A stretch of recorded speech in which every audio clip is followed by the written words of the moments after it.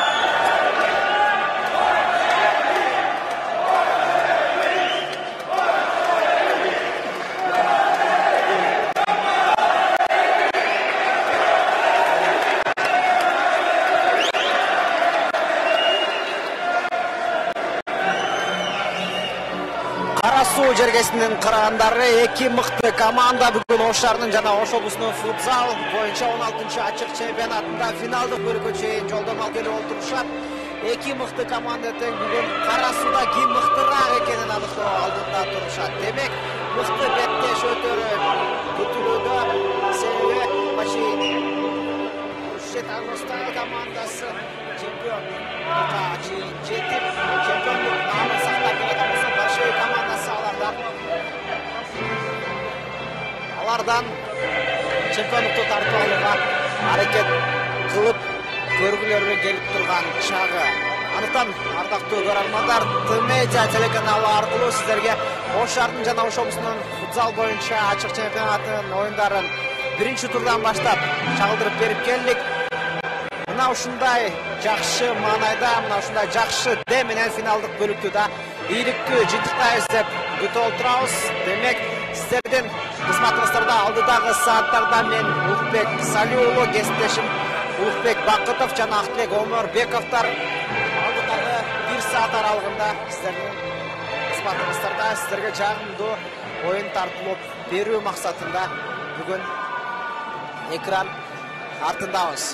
Андыктан бүгүнкү оюндун өтүүсү, бүгүнкү оюндун жүрүүсү ар бир футзал сүйүүчүнүн, ар бир футбол көрөрманынын купулуна толот деген чоң ишеним бар. Ушет Агростайл жана Большевик.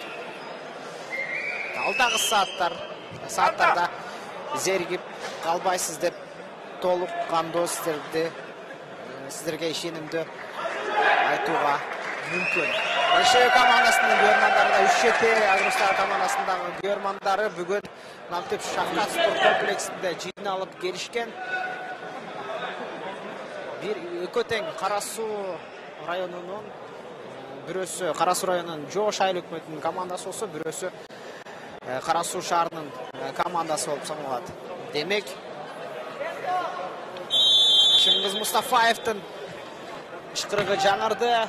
Оюнга старт берилгенде эле Ушет Агростайл командасы өзүнүн алгачкы соккусун атаандашынын дарбыза торуна карай жолдоодо. Көбүнесе буга чейинки оюндарда мыкты чабуул жана аз карабаттан дарбызага сокку. Кенеге каршы дарбыза торуна түз барган жок. Мына ушундай демгүч, мына ушундай жакшы чабуулдарды жаратуу менен командалар бүгүн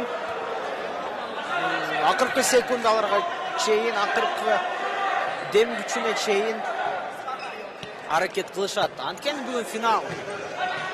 Буга чейинки өткөргөн оюндардын баарынын мааниси да дал ушул оюнга арналган эле. Андыктан bir gana oyun 50 minutта uақыт чемпиондукту бизге аныктоого жардам берет. Большевик командасынын экинчи соккусу да жаралууда, 4-чү катар санындагы Большевик командасынын оюнчусу Шумкарбек Турсунбаевдин соккусу жолдонгон. Керемет, алгачкы стандарттык абал. Демек, көп кийинде оюн көрсөтүп жаткан Большевик командасына ыйгарылып берүүдө.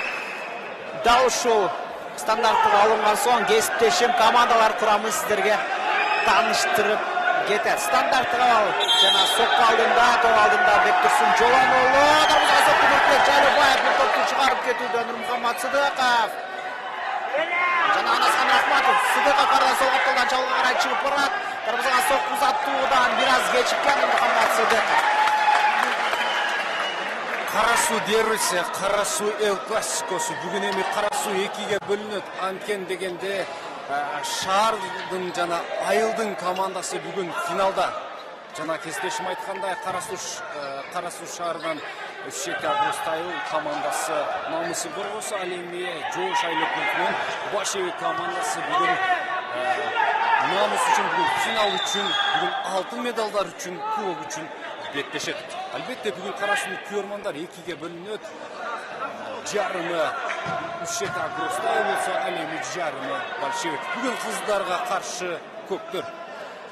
Oyunun başında Üşşeka Агростайыл командасы бүгүнкү финалда фаворит деп эсептелинip фаворит болуп эсептелинип турат. Бирок Большевик командасы бул оңой командалардан эмес. Арасында ошол Бекболот Айтыбаев баштаган оюнчулар бүгүн өтө бир сонун оюн көрсөтүп берет. Анткени дегенде Большевик командасы Бектурсун Жолонуулу бар, андан сырткары ошол көптөн бери оюн көрсөтүп жаткан оюнчулар, андан сырткары дарбазачы, айтор бардык оюнчулар мыкты. Андан сырткары Üşşeka командасынын курамындагы ошол легионер оюнчулар бүгүн көп нерсени чечишип кетишип болуп, аларда мол тажрыйба, дүйнө футзалын көргөн, дүйнө чемпионатына катышкан оюнчулар бар. Ал сөз ким жеринде кетип аткандыгын жакшы билиңиздер, жакшы байкап турасыздар. Мен эки команданын курамы менен тааныштырайын. Алгач расмий коноктор бул Большевик командасы. Большевик командасынын курамы 1-чи номери дарбазачы Өмүрбек Качыбеков, 2-чи Мурас Арапбаев, 17-чи Мухаммад Узикаримов, 11-чи Уларбек Мусаев, 9-чу Жаркынбек Абдымаликов, 12-чи Самат Маратуулу, 3-чү Бектурсун Жолонуулу жана 7-чи Бекболот Айтыбаев бул команданын капитаны.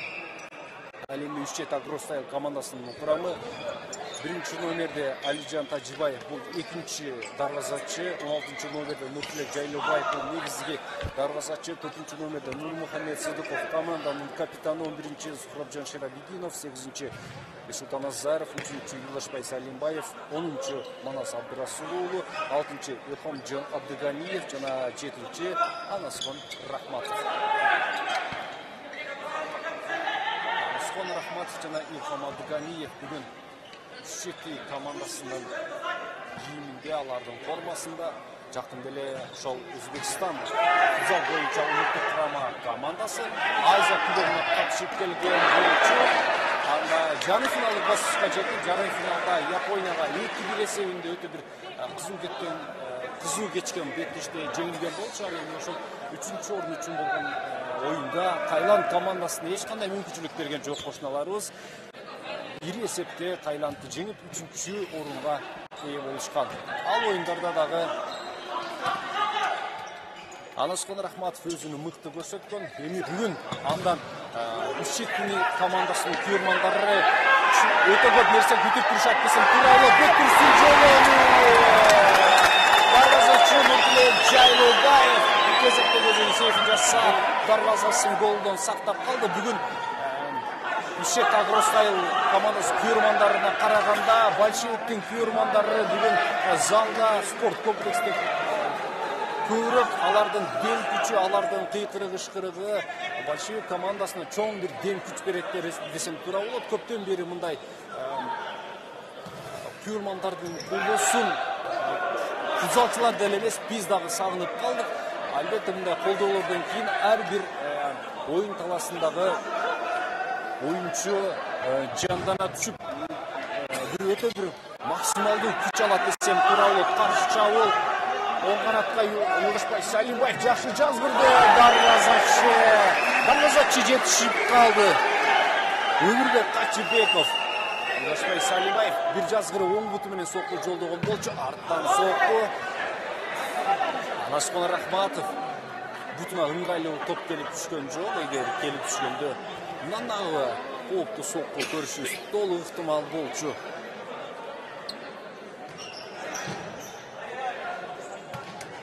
Есеп сандары 0-0. Бехам Абдыганиев оюнга кошулду. Нефти командасынын оюнчусу.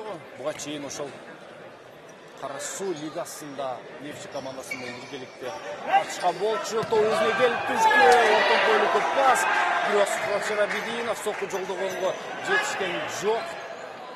Ал эми Анашкон Рахматов болсо былтыркы сезондо Жизак контексттин курамында Өзбекстандын чемпионат алган. Эми быйыл кайрадан ошол Жизак контексттүү оюндарын көрсөттү. Кайрадан Анашкондон сокку. Дарвазачы Өмүрбек Качыбеков топту кайтарганын көрдүк. Артка Бексултан Назаровго топ келип түшкөн жок.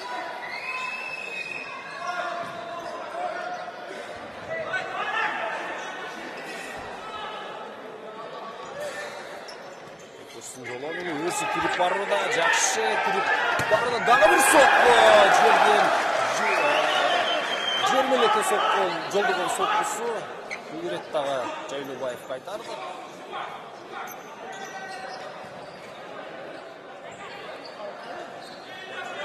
Заров, Шарабидинов, Абдыганиевке жана Абдыганиев.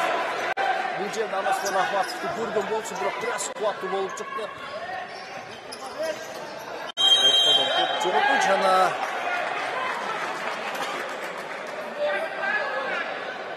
Мухаммад Рузик Каримовго каршы оюн эрежеси бузулду.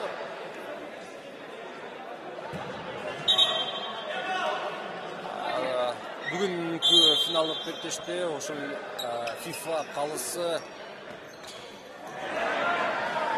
Чыңгыз Мустафаев өзү калысты кылат. Ага жардам берип экинчи калыс бул Тимур Токтобаев.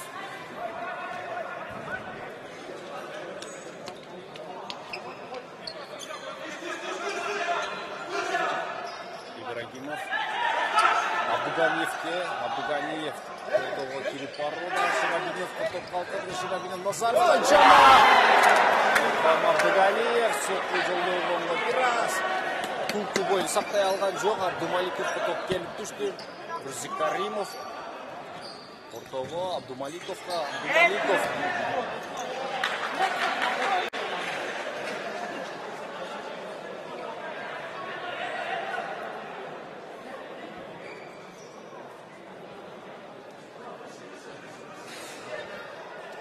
Назаров.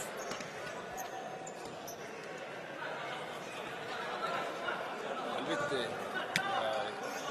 Анашкон Рахматов өзү артка бөлүктө калып, калган 3 оюнчуну алдыга сүйрөдү. Азырынча бул жакшы иш берди. Бул голдон кабар жок. Голго чейин жакын барышууда акыркы көзөмөлдөрдө Агростайл командасына оомат жетишпей жатат. Бекболот Айтыбаев Чек командасынын капитаны, лидери. Чек командасы үчүн көп жылдардан бери өзүнүн күчүн, болгон күч аракетин жумшап, мындай үчүн жан күйдүрүп, командасы үчүн ар бир жеңиш үчүн өтө бир чоң салымын кошуп келүүдө десем туура болот. Буштан чыгарып берүү орун алат. Абдыганиев. Бекболот Айтыбаев бул жерде окуй алды. Өзү кирип барды, сол канатта ага Анашкон Рахматов. Айтыбаевдин соккусу ойдогудай болгон жок.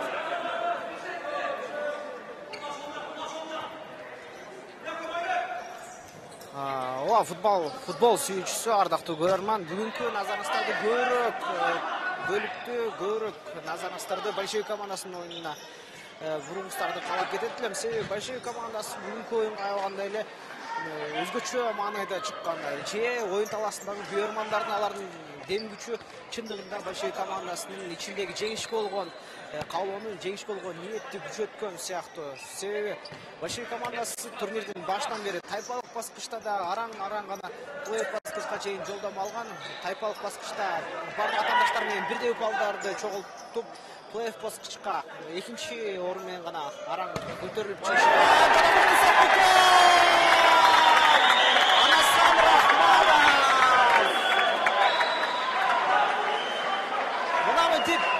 Соңгусун дарбазашынын оң бурушуна карай жолдоо эсеп сандары Ишетагырстан командасы үчүн ачуу болуп турат. Большевик командасынан жооп болболобу деген суроо айтылууда. Жооп чалган жана Жолонулудан керемет сокку баш менен алыскы 9-ка карай барып калуусу мүмкүн эле. Эдеге каршы Жолонулудан бул жолку сынап болгон оомат жетишпеди.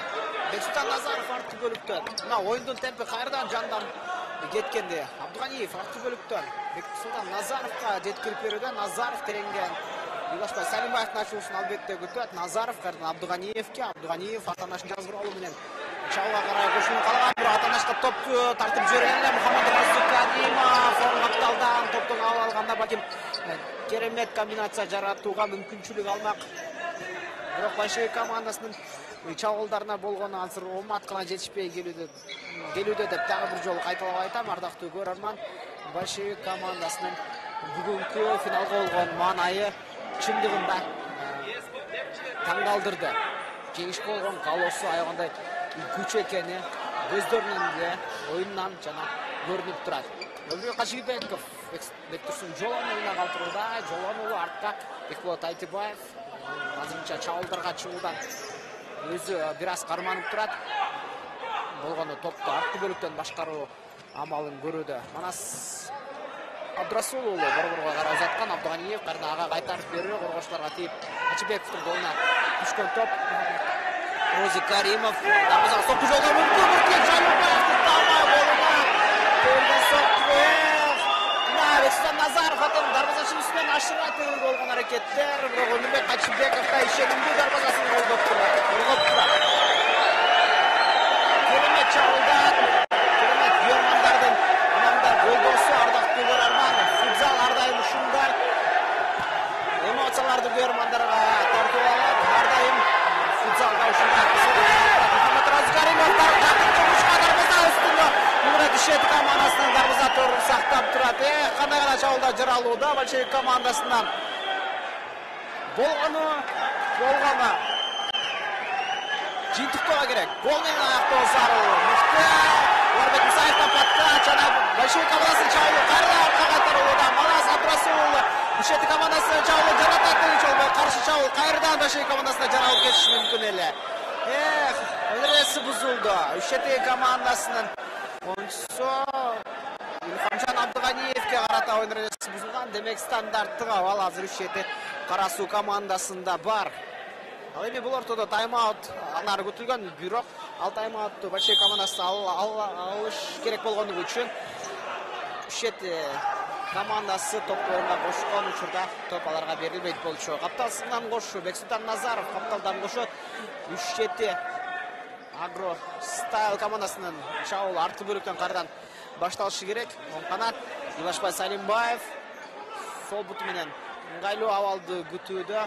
Атамдашын жазгыруу алуу аракеттери дагы да болсо. Манас Абдрасулу оң каптал Абдуганиев тереңден оюнчулардын ачуусун талап тургандай. Бексултан Назаров сокку жолдоо. Илашбай Салимбаевтан болот деп күткөнбүз, бирок жеңил гана пас менен бул чабуул жыйынтыкталууда. Капталсынан кошуп берүү дагы да болсо Чыңгыз Мустафаев. Башка калыс азырынча анчейин деле оюнчуларды жазалабай турат. Сарайып кагаздарын көрсөтө элек. Бирок финалдык оюн болгондугу үчүн бүгүн айып кагаздары жана оюндагы пикир кетишпестиктер, конфликттер болору көз жазды. Сырттан емес, Бекболот Айтыбаев өзі чабуылға шыққан, жана қуаттуу чабуылы дарбазаға қарай бағытталған, бирок анықтық жетпей отурат Айтыбаевка. Манас Абдрасулов ойындың темпин бираз чүргөнү, атандаштын чабуылын, атандаштын намтип жогорку темпке чейин чыгып, жогорку пикти кармап турган учурда алардын бираз темин басып коюга ушундай аракеттерин көрүп жатышат. Үшет командасынын оюнчулары жеңил гана топторду өзүнө сактап, жеңил чабуулдарды жаратуу менен Нурмухаммад Сыдыков. Насад Расулулу кесип берүү, Өмүрбек Качыбековдун топ колунда. Уларбек Мусаев артта кайтырат. Бекболот Айтыбаев арткы бөлүктө Нурмухаммад Сыдыковго жазып алуу аракети көрүлөт, бирок дарбазага аябагана жакын аралык. Эгерде топту тартып жибере турган болсо, ал катачылыкты Үшет командасы дагы бир рет пайдаланып кетиши мүмкүн. Айтыбаев кандай кадам карат? Экинчи кабат менен көтөрүп берүү тереңге карай, бирок коргоочулардан өткөн жок. Топту сактап калуу амалдары Үшет командасында азыр өтө мыкты. Жана контр чабуул Абдыганиев оң капталга. Нурмухаммад Сыдыков жакынкы бурчка Өмүрбек Качыбеков да ишенимдүү дарбазасын коргоп турууда. Бурчтан чыгарып берүү. Кардан Үшет командасынын оюнчулары арткы бөлүктөн Анасхан Рахматов өзүн сынап көрбөй болгон.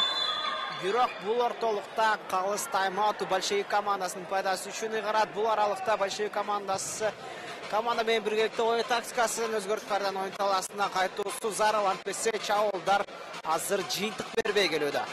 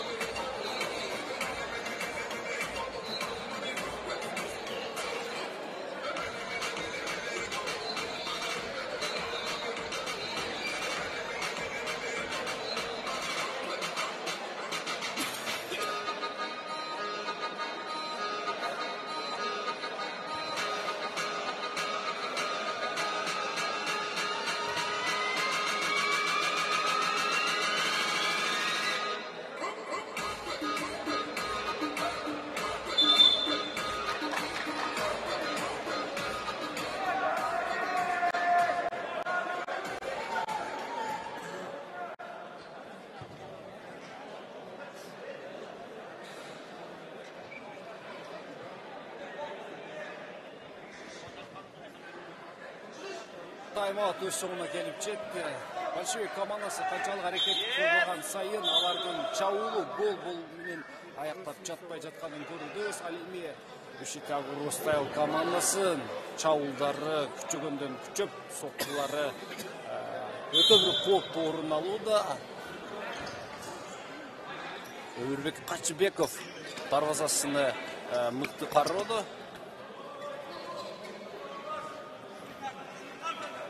Бекболот Айтыбаев баштаган Большевик болгон күчүн жумшап аракет кылууда, бирок азырынча голдон кабар жок.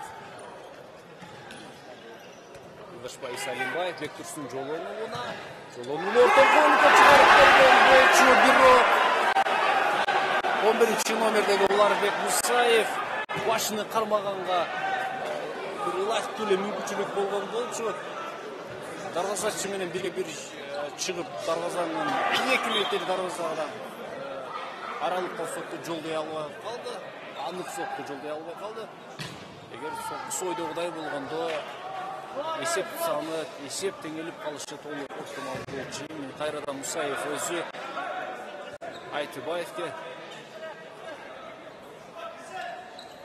Айтыбаевке каршы Нурмухаммед Сыдыков жана жакшы жолду тосконун көрдүк. Каршы чабуулга чыгып кете алабы? Жок. Айтыбаев кайтарып калды. Өзү ортогонго сокку жолдой. Жок. Бул рет убакытты көбүрөөк созуп койгонун көрүүбүз. Учурду жоготту. 4-чү номердеги оюнчу. Бирок азырынча анын аты жөнү протоколдо көрсөтүлгөн жок. Өзү капталдан оюнга кошууда. Жолонун ортон койлукку. Жок, Мусаев топту алдырды. Нурмухаммед Сыдыков келип барууда. Арттан топ пактап жасалган болчу, бирок пайдасын иштеди бул большевик командасына. Жакшы жолонуу.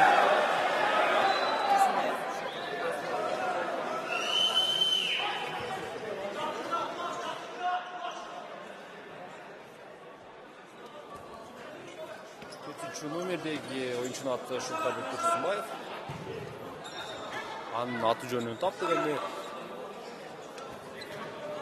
Anasıkon Rahmatov, Yuldaşbay Salimbayev, Yuldaşbay. Оңға Анасыkonga top gelip düştü. Anasıkon öte bir özünün dengeliğini көрсөтүп, шашылбай ойын көрсөтүүдө, акырындап тура позиция тандап. Дагы бир сокку дарвазанын алыскы бурчтугуна бул рек. Өмүрбек Чебеков топту сактады, жана жаракат алгандай көрүнөт. Атымдашынын буту денесине келип тигендей көрүнөдү. Дарыгердин жардамы керек эмес, ордунан турду, оюн улантылат.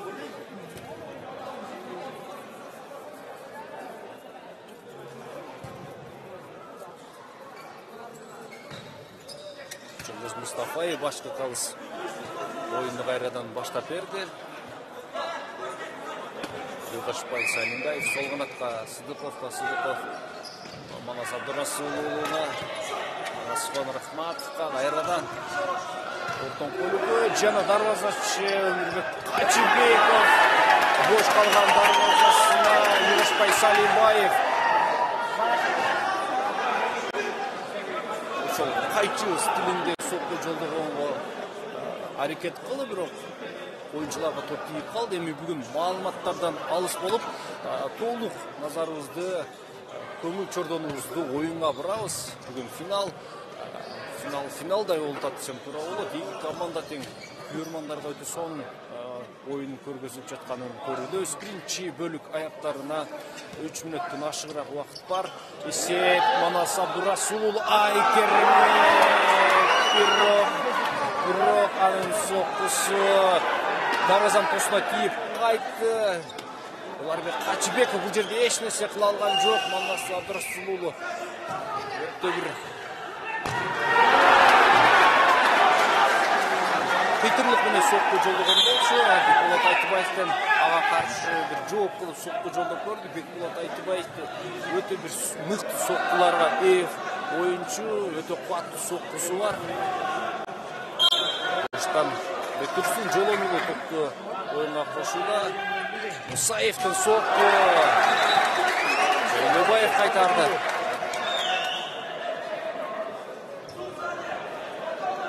Кайрадан буштан чыгарып берүү. Турсунбаев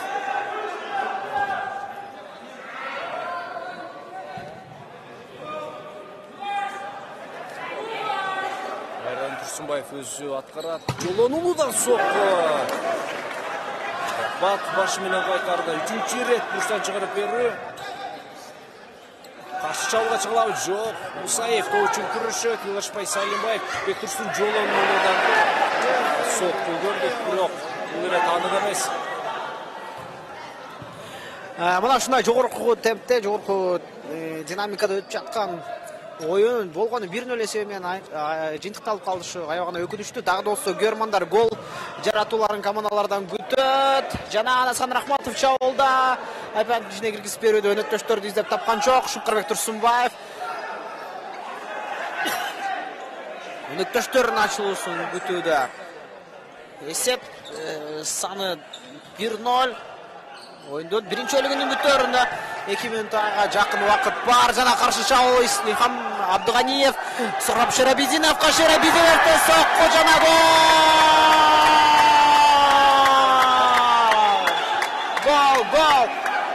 Сохраб Шерабидинов жакынкы бурушту мынантип таамай берип Өмүрбек Качыбековдун дарбаза торуна экинчи гол düşетти командасынын пайдасына жаратуу болуп турат. Качыбеков чындыгында бул пас болот деп ойлоду көрүнөт. Бирок жакынкы бурчунун ачып калганын өзү да байкабай калгандай сыяктуу. Себеби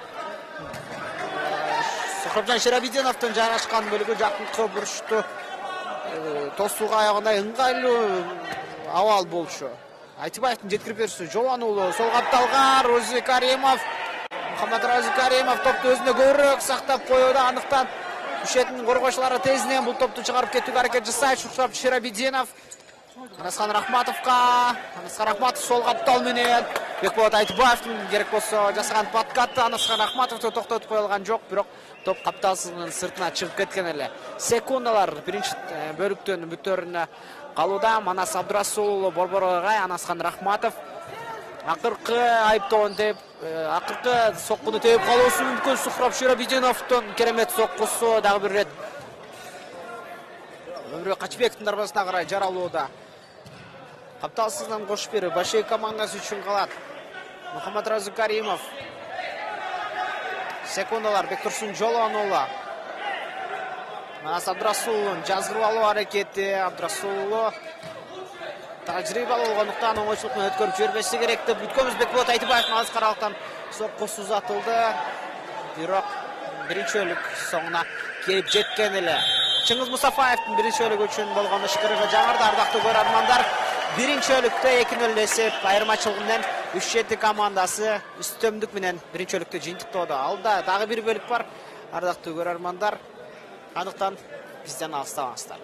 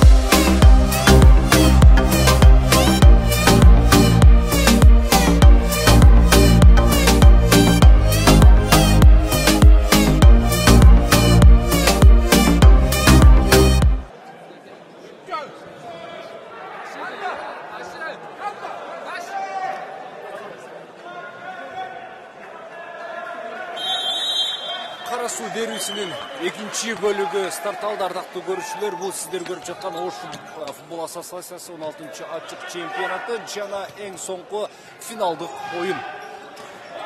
Бүгүн финалда Кара суунун эки командасы оюн көрсөтүүдө. Ал кызыл түстөгү формада Ушет Агростайл, ал эми көк түстө Большевик командасы. Биринчи таймдан соң эсеп саны 2-0.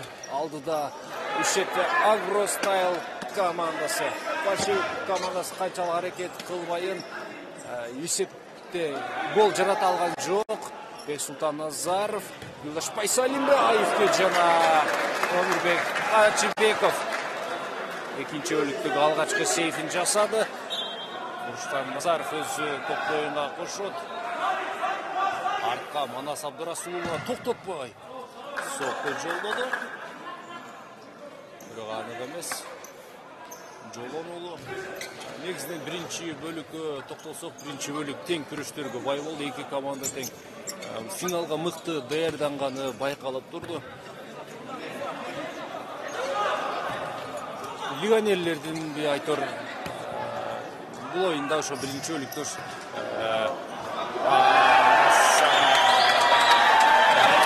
Илхам Абдыганиев, Юлдашбай Салимбаев, Бексултан Назаровга бул трио Ушет Агростайл командасынын 3-чү голун жаратып кетти. Албетте эми Большевик командасы сөзсүз жооп кайтарыш керек. Антен дегенде алар өтө бир кыйынчылык менен келди. Алар бир оңойчулукча чемпиондук Большевик командасы бүгүн акырына чейин болгон күчү калгычы оюн көрсөтүшү белгилүү. Манас Абдырасулов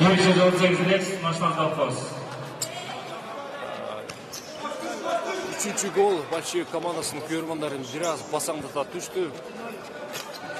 Алардын шашты басылып, азырынча колдосуу болбой жатканын көрүбүз. Албетте мындай учурда Большевикке көрөрмандарынын колдосу өтө суу абадай зарыл. Юлдашбай Салимбаев кайрадан ошол трио бул ирет Бектурсун жолонууна мүмкүнчүлүк берген жок.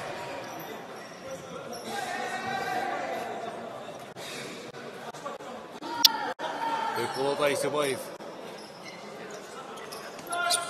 канчалык аракет кылбайын бар гол жарата.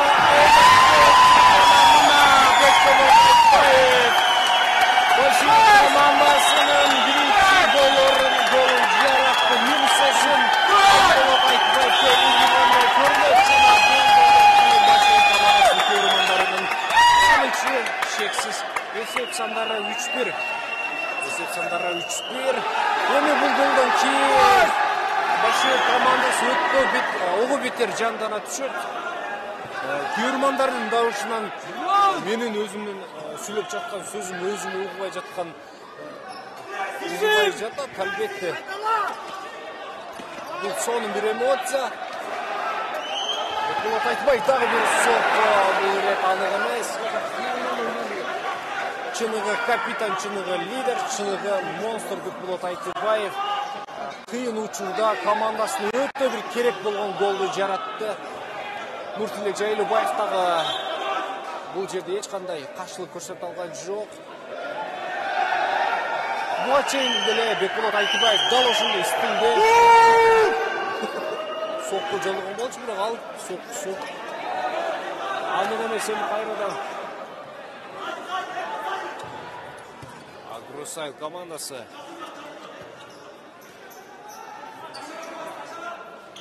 чабуулга жасап көрүүдө. Артта Назаров,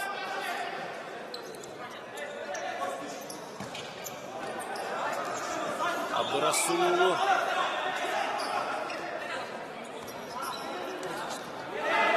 буга чейин ошол тайпалык баскычта ушул чабуулдан кийин сөзүн улайын жана Өмүрбек Ачыбеков бул сокуну кайтарып Бектурсун жолонуулу.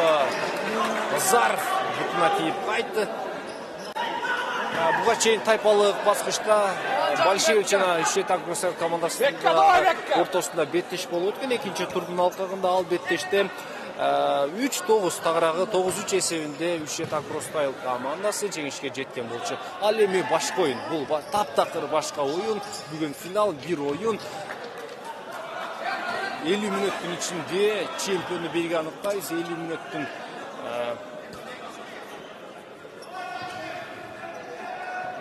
30 мүнөтү жарым саат артта калды. Кайра алдыда дагы 20 мүнөт убакыт бар. Юлдашбай Салимбаевке топ келип түштү. Аныс Рахматовдон сокко Бекболот Айтыбаев каршы чабуулга чыгып көрүүгө аракет жасоодо. Аныс Рахматов өткөргөн жок Рузик Каримовду. Эсепти Аныс Рахматов өзүнүн бир укмуштуудай кубат соккусу менен жолдоп эсепти ачкан болчу.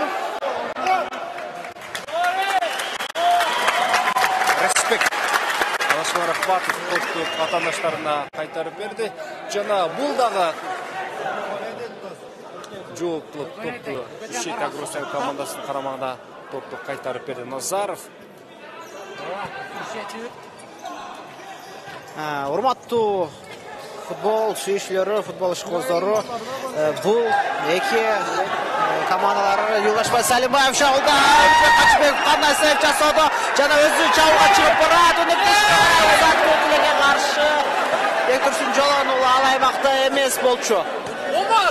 Бул курамды дал ушул экинчи бөлүктө командалардын курамын эсиңизге сала кетүү зарыл. Анткени бул эки команданын бирөөсү 16-чы ачык чемпионаттын чемпиону деп табылат. Андыктан курамга назар сала турган болсок, Üşet Агросай командасынан Нуртилек Жайлобаев дарбазада, азырынча дарбаза торунан бир гана гол өткөрүп жиберди. Биринчи номерде Алижан Тажибаев дагы кубаттуу чабуул, керемет чабуул Большевик командасынан жаралып кеткен. 4-чү номерде Нурмухаммад Сыдыков, Üşet Агросай командасынын капитаны. 11-чи номерде Сухропжон Ширабидинов дагы бир голдун автору.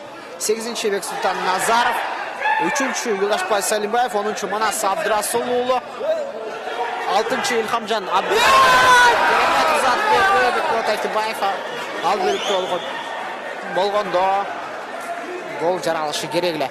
7-чи номерде Анасхан Рахматов. Ал эми Большевик командасынын курамына токтоло турган болсок, урматтуу көрөрман, керемет чабуул жана 4-чү гол Нурмухаммад Сыдыков команда капитаны тарабынан жаралуу болуп турат. Кандай керемет гол! Нурмухаммад Сыдыков мынтип атандаштын дагы бир тайм-аутту алуусуна себепчи болду. Анткени оюн тактикасын өзгөрттү. Кайрадан жаңы дем Большевик командасына азыр аба суудай зарыл болуп турган кези.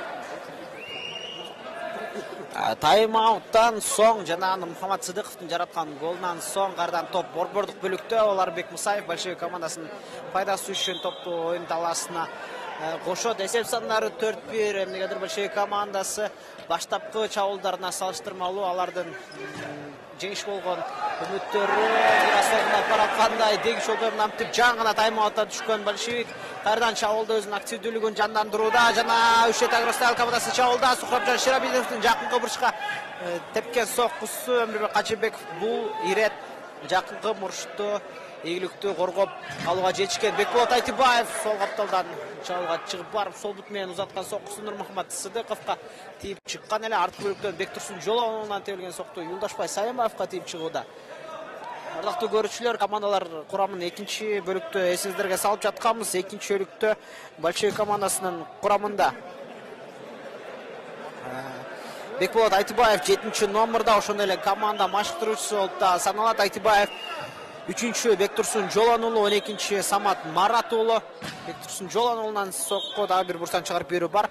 9-чу Жаркынбек Абди Маликов, 11-чи Уларбек Мусаев, 17-чи Мухаммад Розы Каримов жана 2-чи Мурас Сарапбаев. Ошондой эле дарбызаны коргогон дарбызачы Өмүрбек Качыбеков Жолон уулунан азыр сокко узатылды, бирок дарбызага таамай эмес. Бул учурда Жолон уулу өзү кулаган, андыктан Чыңгыз Мустафаев башка калыс оюнду токтотууга аргасыз болчу.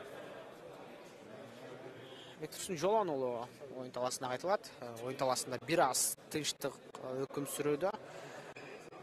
Бектурсун Жолон уулуна эмне болгонун аныктоо максатында Жолон уулу болсо дарбазага карай соккуну топту берүүнү калаган, бирок Нуртилек Жайлообаев өтө ыңгайсыз абалда өз дарбазасында кокустан топ көрүп жибере алышы мүмкүн эле.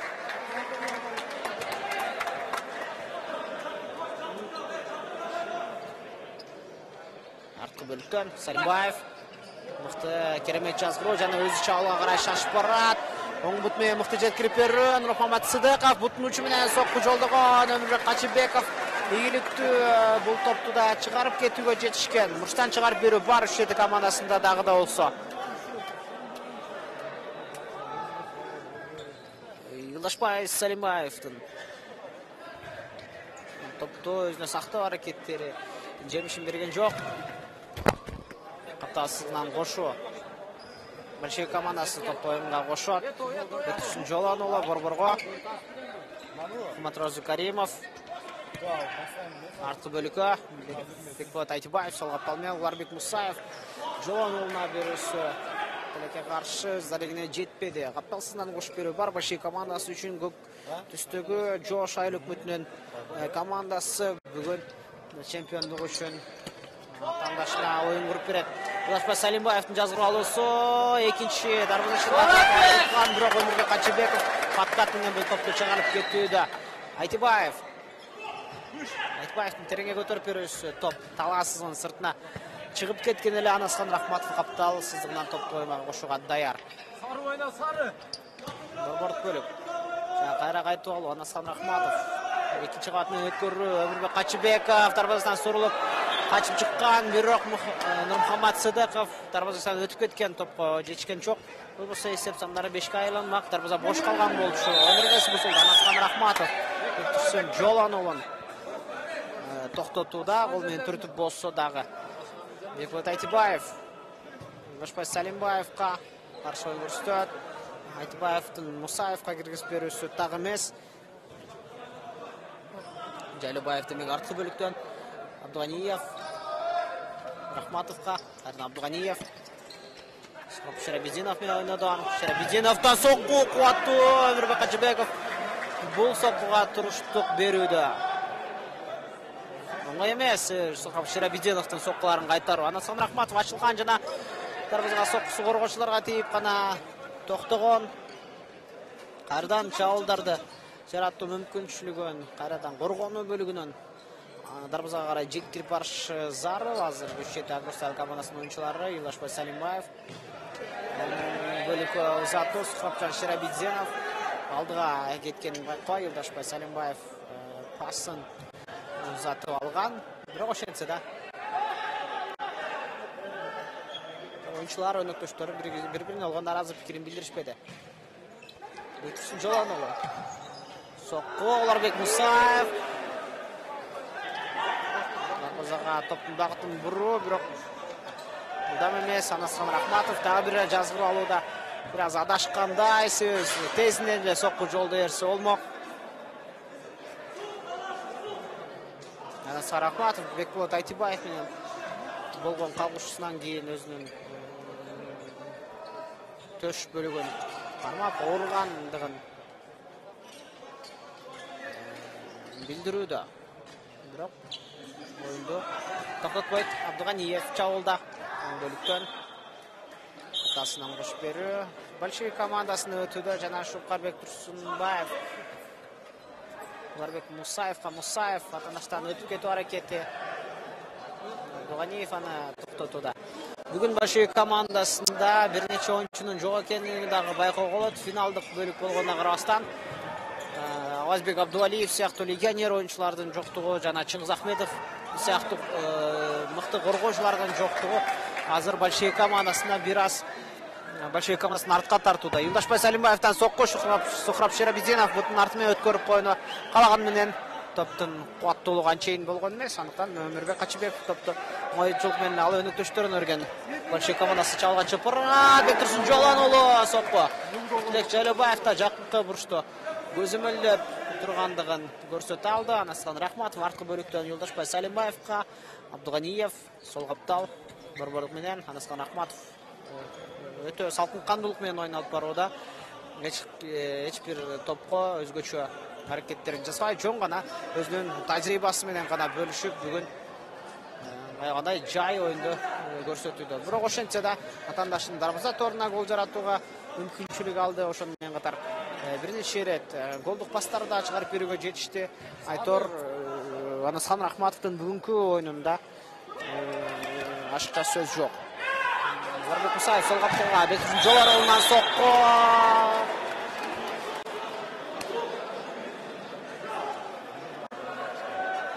Уларбек Мусаев кулаган, бирок Сухрабжан Шерабидинов ал үчүн сарайып кагаз менен жазыланат. Бирок Бектурсун Жолоновунун да топ болгондо үчүн анын жолдогон соккусу токтотулган жок. Ошол менен катар Уларбек Мусаев дарыгердин жардамын тезинен алууда. Oyun bolso 10 minutта так 10 минутта болуп токтоп турат. Демек калган 10 минутада 3 голду Большевик командасы эгерде финалда жеңгилери келсе, же болбосо атаандашын куп жеткиси келсе, 3 голду жаратуусу зарыл.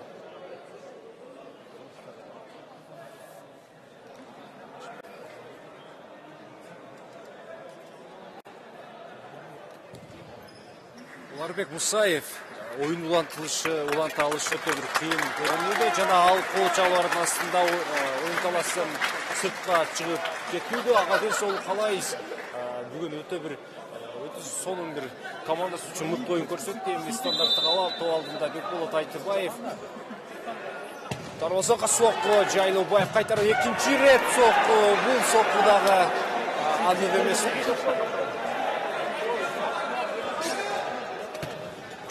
Бул сокко да аныктык жетишкен жок. Турсунбаев өз ортоңку өлүктө. Бир оюнчуну жазбырды жана оң буту менен сокку жолдогон болчу.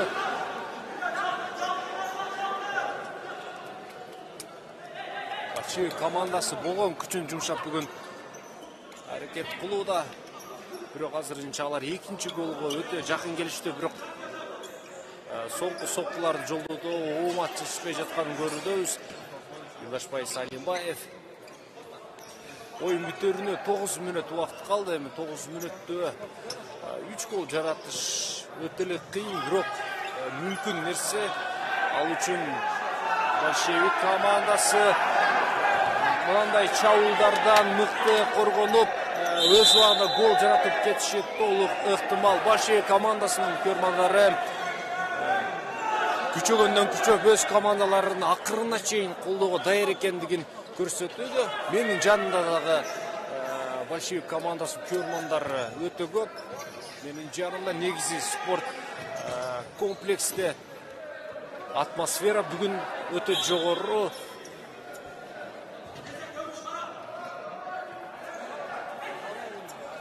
Бектурсун Жолон уулу ортолук өлүккө чабуулга чыгып кеткенге Юлдашбай Салимбаев мүмкүнчүлүк берген жок. Абдыганиев, Юлдашбай Салимбаев жана Бекболот Айтыбаев болчу. Дагы бир сокку бул ирет. Анасхан Рахматовдун соккусуна аныктык жетишкен жок. Турсунұлы. Турсунбаев ала қаршы Илхам Абдуганиев. Топ өзінің қарамағында Қарымолы. Айтыбаев бір пас менен жолонуына топ жеткіріп берді. Абдумаликов топты қаташылыққа жол берді. Бектұрсын жолонуына. Абдумаликов! Жарқынбек Абдумаликов командасының екінші голын жаратты. Бектұрсын жолонуына бұл жерде өз уағында өлөктөшін көре білді жана пас жолда да алып басты. Жарқынбек Абдумаликов гол жаратып кетті. Менің артымда жана айтқан Большев командасы өзінің сөзін ұзбай жатқан Каримов очень күріш Манас Абдурасуловна топ келіп түшті. Солын атқа чал көшті Илхам Абдуганиев.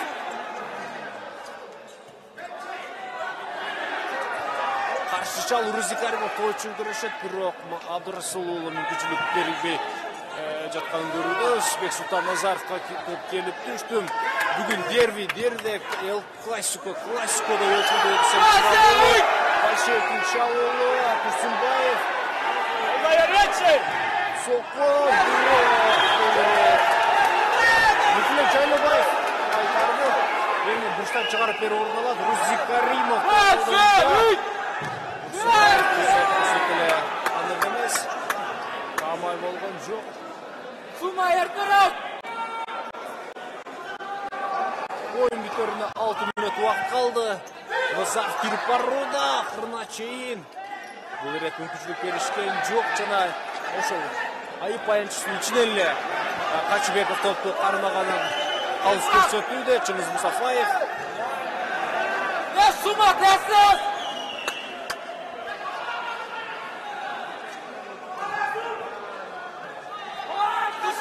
Манас Абдурасулова, пасөткен жоқ Рузи Каримов. Қаршы екі ойыншыдан өтіп кетті жана анын Туреле дарвазаға соққы жолдаған болчу. Назаров оң қанатқа бірге бір жана Аносқа бірақ барды. Ол эле дарвазашынын жоғары тарабынан соққы жолдаған аракет кылган болчу, бирок Качыбеков алышмага алданған жоқ.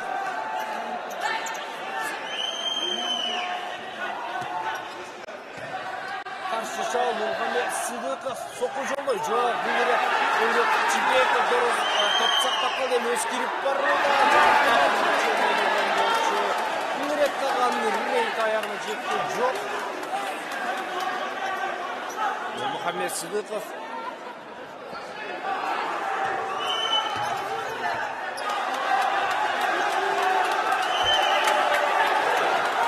Турсунбаев атталдан аутта топ қойына қошты.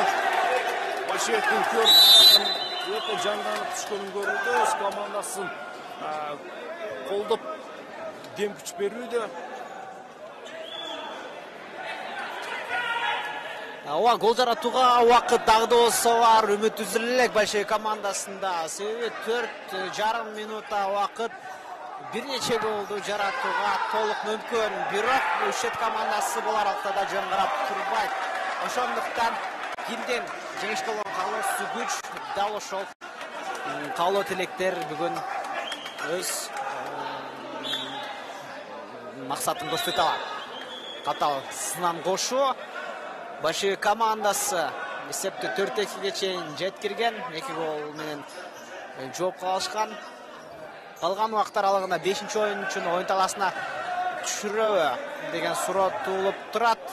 Бирок 5-oyunчу ким ойноп калышы мүмкүн Большевик командасында. Себеби оюн талаасында алмашууга чыгуучу оюнчулар өзү да жетпей отурат. Антпесе Ушет командасынын өзүнүн курамы деле аягына тажрыйбалуу оюнчулар болгондуктан ар бир топту алган соң бош калган дарбазаны таамай мелеп коюулары толук мүмкүн. Сол каптал экинчи кабат менен көтөрүү Нурмухамед Сыдыков.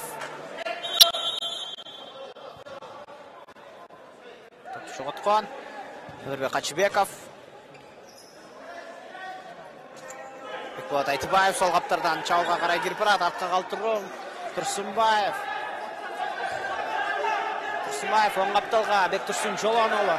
Мына 5-чи ойынчу да ойын таласына түштү. Большевик командасында Мухаммад Розы Каримов ак кийимин кийип, мынтип Большевик командасынын эсеп сандарыктардан кыскартууга, эсеп айырмачылыгын жетүүгө бел кайлап турган чагы. Артка бөлүккө узатуу жана Манас Абдырасулов бош калган дарбазага, жогоруда айтылгандай бош калган дарбазага оңойчулук менен гана голду жараттуу. Эсеп айырмачылыгын кайрадан өзгөртүп, кайрадан көбөйтүп отурат. Ооба, жогоруда айтылган биздин айткан сөздөрүбүз жөн калган жок. Тажрыйба, баары бир тажрыйба экенин көрсөттү. Мухаммад Розы Каримов арткы бөлүккө оң каптал Бектурсун Жолонолу. Турсунбаевдин берген пасы так эмес. 2 минутта вакыт калган оюндун бүтөөрүнө. Айтыбаевдин оң капталга берүүсү. 5-чи oyuncu oyun talasına түшкөн соң. Жана бошолган кайрадан дарбаза. Нурмухаммад Сыдыков дагы бир рет сокку жолдоп көрүүдө, бирок бул учурда дарбаза устуну гана Большевик командасын сактап турат. Бектурсун Жолонолу оң каптал, так эмес пас, катачылык. 5-чи oyuncu oyun talasына түшкөн соң ар бир катачылыкты эске алыш керек. Катачылыкка жол бербөө зарыл командада, Большевик командасында. Шункарбек Турсунбаев каптасынан кошо Жолонолу оң каптал. Бекболот Айтыбаев, Уларбек Мусаевка, Мусаевдин буту ооруп ойын таласын таштап кеткен. Мухаммад Розы Каримов солго Бекболот Айтыбаев. Базага сокку Уларбек Мусаевтан. Мухаммад Сыдыковго тийип чыккан топ секундалар калууда. 52 секунда. 51. Уларбек Мусаев, Айтыбаев менен. Мусаев карадан дарбазага соккусун узатат. Нуртилек Жайлыбаевга тийип чыккан топ. Чыгарып берүү. Бектурсун Жолонолунан сокку кубаткы Мухаммад Сыдыковго тийип чыккан. Жана чабуулдар токтобой, тереңге жеткирүү. Сукапчан Шерабинова бош калган дарбазага сокку. Футбол сүйүүчүлөр, футбол ишкибоздору да бүгүн ойын таласына чыгып жиберишүүдө. Жада калса бош калган дарбазага кирип бараткан сыяктуу топко каршылык көрсөтүүгө аракет кылып келишет, бирок али кеч. Турсунбаев секундалар калды. Мухаммад Розы Каримов 3-2-1 акыркы шабуул болчу. Тилекке каршы Нуртилек Жайлыбаевдин бош калган дарбазага тепкен соккусу. Бул сокку дарбазага карай багытталган, бирок бул эсептелинбейт көрүнөт. Ушун менен ардактуу футбол сүйүүчүлөрү, футбол ишкоздору 16-чы ачык чемпионатындагы чемпиондор менен чогуу аныктадык. Ал Кара Суу Ушети командасы болуп табылды. Ушети Агростайл демек 2-чи рет мынтип чемпиондукка ээ болуп турат. Тагыраагы мурдагы жылкы чемпиондукту кайрадан коргой алышты. Сиздердин кызматыңыздарда мен Улукбек Салий уулу жана кесиптешим Улукбек Бакыртов, ошондой эле Артылек Оморбековдор 16-чы ачык чемпионаттын жүрүшүндө болдук. Ар дайым футбол менен болуңуздар, футболду сүйүңүздөр. Медиа телеканалы ар дайым сиздерди футболго чакыра берет. Еще раз повторяю, будет официальное закрытие турнира и вручение призов, также